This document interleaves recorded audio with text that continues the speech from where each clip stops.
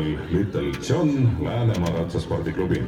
Valmistub startija number 112 Anna Del Lõuke.